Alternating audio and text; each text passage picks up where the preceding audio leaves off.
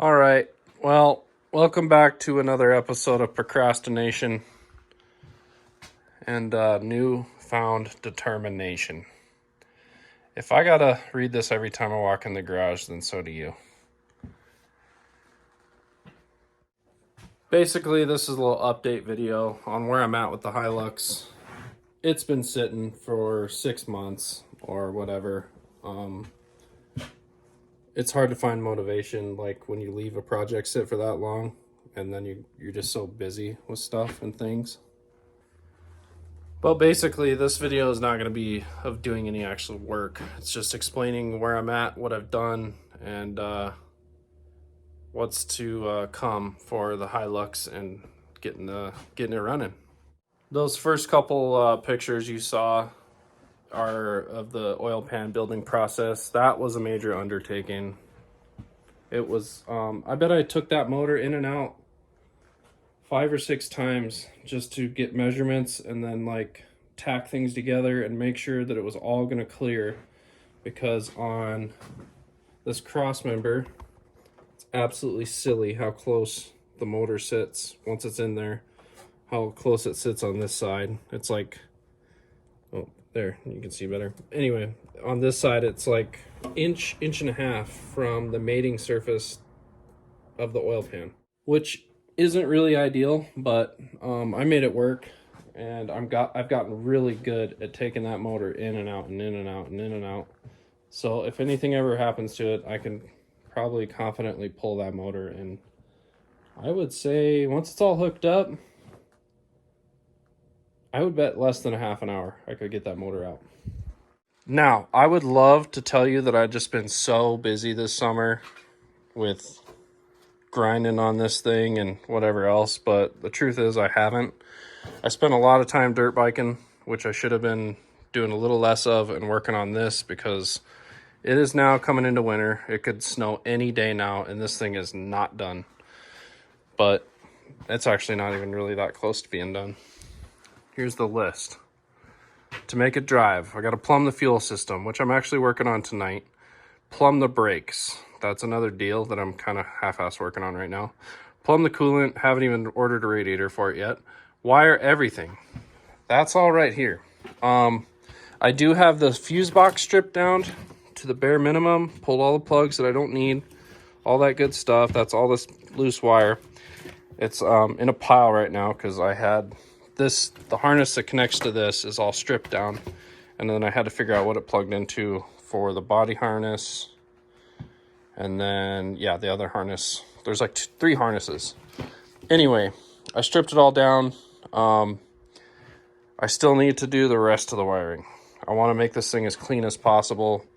I have done some research on what wires I need to make it run, like the ECU, and it's an absolute mess. The internet is, and me. Anyway, it's really hard to decipher information because there's so much of it out there. Anyway, I didn't watch the last part of my video, or the last video. I don't even know where to start. I've done a lot of stuff since that last video was filmed. The motor is mostly ready to go in. Just need to put the wiring harness and stuff on it, but the oil pan was quite the undertaking. It has to be a completely custom pan, which I'm not even sure is the long-term solution, because if it cracks or leaks, I'm not doing that again.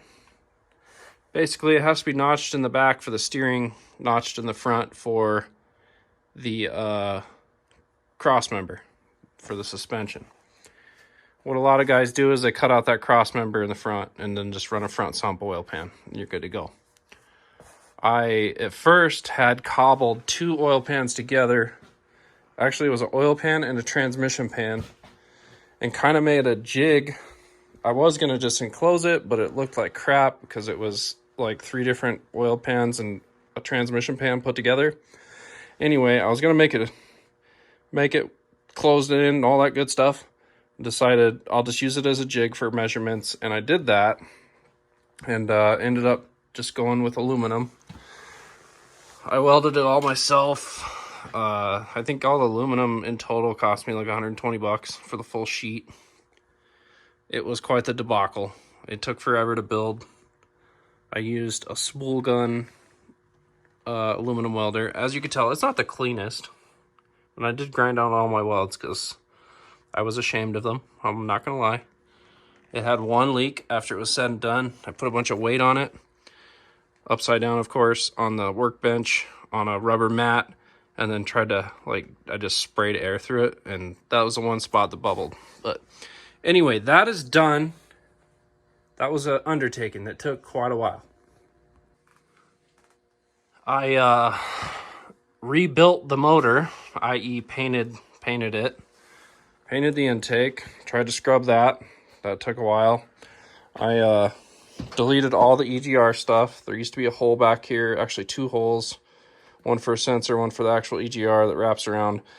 I welded that closed, ground that all smooth so it looks nice, and then did the gold valve cover, of course. But yeah, so this is pretty much ready to throw the wiring harness at. The dipstick definitely just hits on the oil pan because it has to be really shallow in that front part. But my plan is to get the motor in, and I'll probably just drill a hole in the side and tap it for a pipe plug.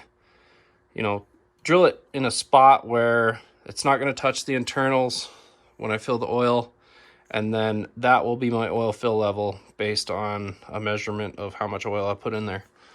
And I'll just call that good, and I'll write it down somewhere, and that'll be that. And I'll probably just cut that stick down, call it a day.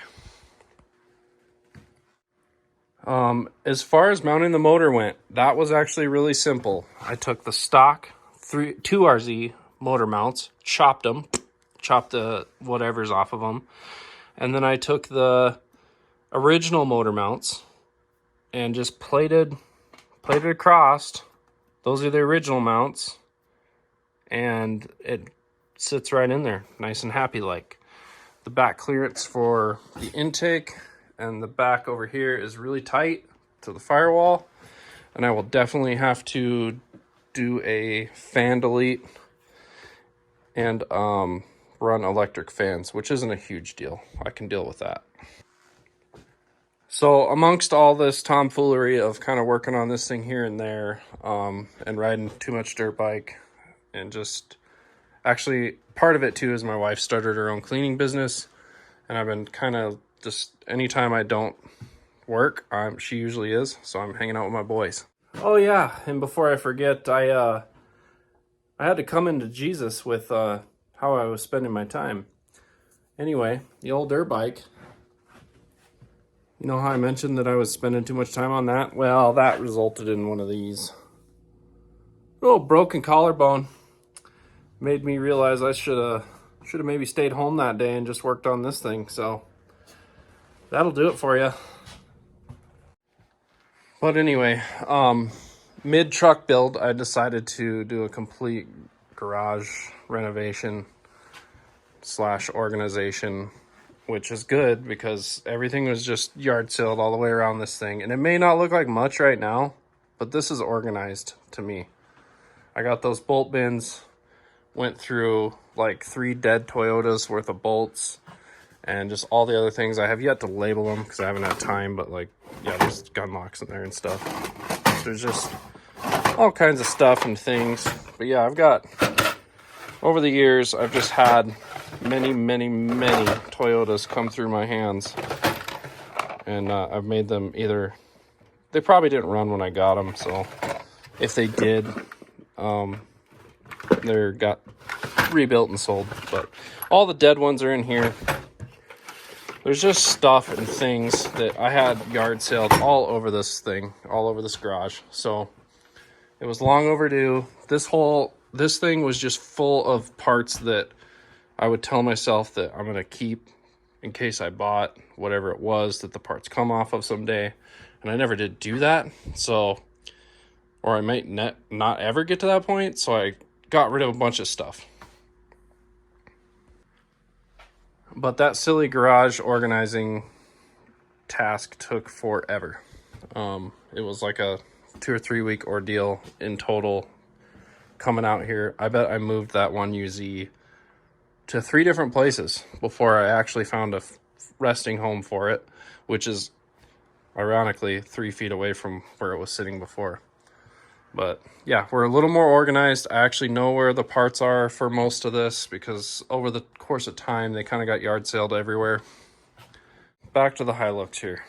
So I've got a newfound fire and desire to get this thing going because winter's coming. And I'm not going to bore you guys with a lot of the working on it and stuff because I kind of want the next video to be of me firing this bad boy up, or at least trying to maybe run the motor on a stand, or I don't know. I think the motor will be in the truck, and I want to get everything under the truck and under the hood done before that is mounted. I could technically put that in there and work around it, but it is so tight in there after that motor's in there that I've got to get all that done first.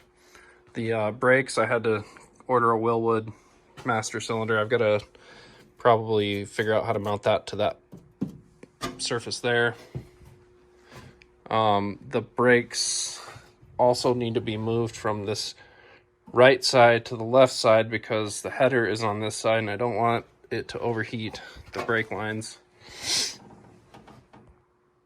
The stock fuel lines from the Tacoma I have. Not even sure where I set them at. That's the original Hilux one. It's been cobbled back together before. I learned that when I took it all out of there, but anyway, the stock Tacoma lines actually run down that side, so I'm gonna try to get those to mount, and it's actually working out pretty good as far as the fuel tank goes. That's what I've been working on tonight. I want to have this stock Tacoma tank mounted underneath this truck. When I had it before, I just had a fuel cell in there that was like gravity fed to the front pump, and it looked like trash because it was just a shitty like plastic fuel cell. Oh, it's right there. Yeah, it looked like ass hanging out in the back of the truck with ratchet straps holding it down.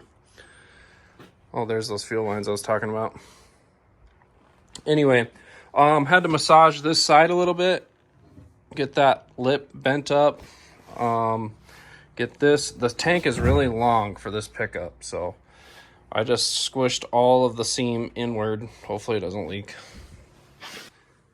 And I'm in the processes of, I cut out that stock cross member because the tank is too long to fit up in there.